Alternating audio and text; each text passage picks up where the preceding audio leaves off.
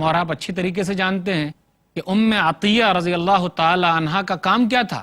وہ عید کے دن تمام عورتوں کو عیدگاہ لے جاتی تھی، یہاں تک کہ حائضہ عورتوں کو بھی عیدگاہ لے جاتی۔ لتخرج العواتق وذوات الخدور والحیض ویعتذر الحیض المصلی ولیشهدن الخیر ودعوت المؤمنین، تاکہ وہ حائضہ عورتوں کو، پردے والی عورتوں کو، سب کو مصلی عیدگاہ لے کر جائیں، اور وہاں جا کر جو حیض والی عورتیں ہیں وہ نماز سے دور رہیں، لیکن مومنوں کی دعاؤں میں شریک رہیں اور بھلائی کے کاموں میں شریک رہیں۔ جو لوگ کہتے ہیں یہ فتنہ ہے، انہیں نبی صلی اللہ علیہ وسلم کی اس حدیث پر غور کرنا چاہیے اور انہیں عورتوں کا حق دینا چاہیے تاکہ وہ دین کے مسائل سیکھ سکیں۔ آج دین کے مسائل نہ جاننے کی وجہ ہے کہ ہمارے عورتوں کے اندر جن کے اندر کمی پائی جا رہی ہے وہ اسی وجہ سے ہے کہ وہ دین کے مسائل نہیں جانتی۔ اسی طرح ہمارے لیے ہے کہ ہم اپنے بچوں کو بھی عیدگاہ لے جائیں۔ نبی صلی اللہ علیہ وسلم بچوں کو بھی عیدگاہ لے جاتے تھے۔ صحیح بخاری کتاب العیدین کتاب نمبر 13 حدیث نمبر 975۔ عبداللہ بن عباس رضی اللہ تعالیٰ عنہ کہتے ہیں خرجت مع النبی صلی اللہ علیہ وسلم یوم فطر و اضحیٰ، کہ میں نبی صلی اللہ علیہ وسلم کے ساتھ عید کے دن یا بقرعید کے دن نکلا۔ کہاں گیا؟ عیدگاہ گیا۔ فصلی العید، تو آپ صلی اللہ علیہ وسلم نے عید کی نماز پڑھی۔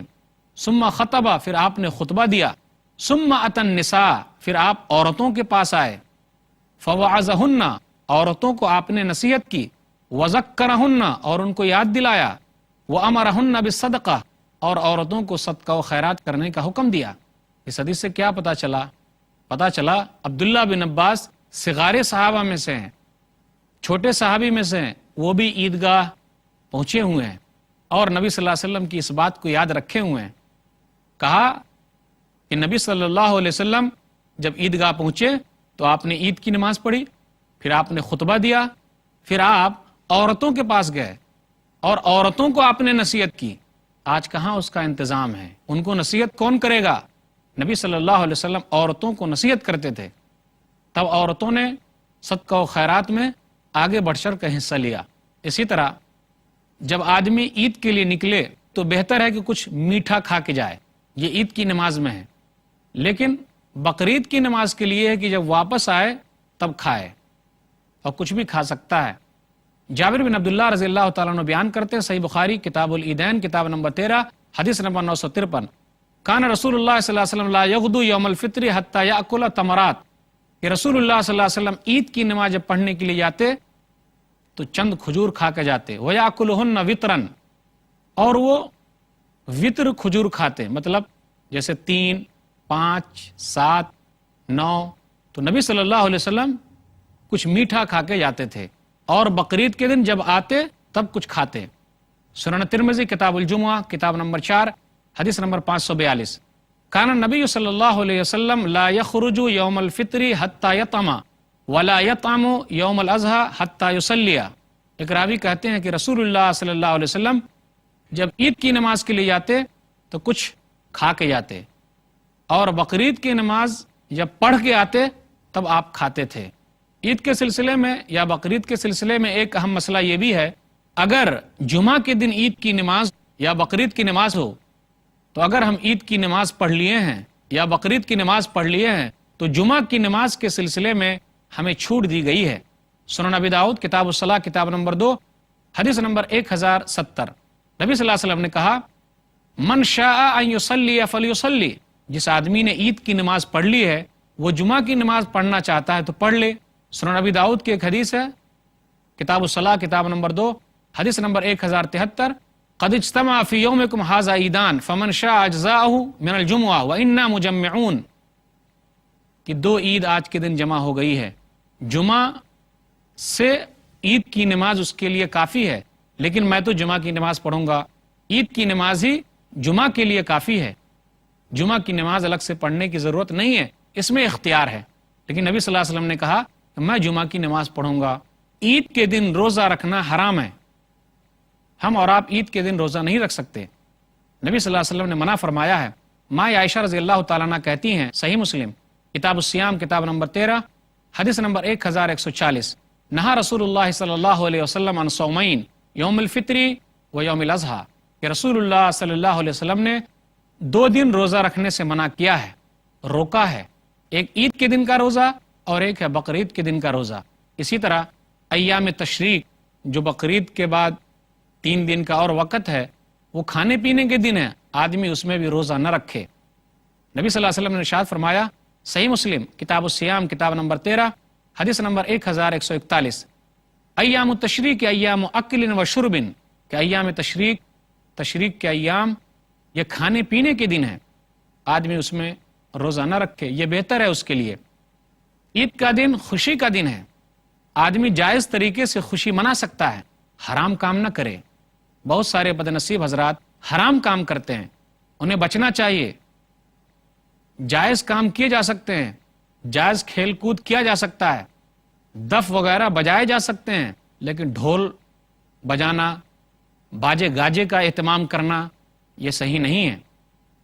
نبی صلی اللہ علیہ وسلم نے ایک حدیث کے اندر ارشاد فرمایا، صحیح بخاری کتاب العیدین کتاب نمبر 13 حدیث نمبر 952، یا ابا بکر ان لکل قوم عیدا وہذا عیدنا، کہ مائی عائشہ رضی اللہ تعالی عنہ کے پاس چند لڑکیاں یوم بعاث، یعنی زمانی جاہلیت میں کچھ دن تھے، اس کے بارے میں کچھ گا رہی تھی، تو ابو بکر صدیق رضی اللہ تعالیٰ عنہ نے منع کیا کہ نبی صلی اللہ علیہ وسلم کے سامنے ایسا ہو رہا ہے۔ تو نبی صلی اللہ علیہ وسلم نے ابو بکر صدیق سے کہا، یہ شیطان کا کام نہیں ہے۔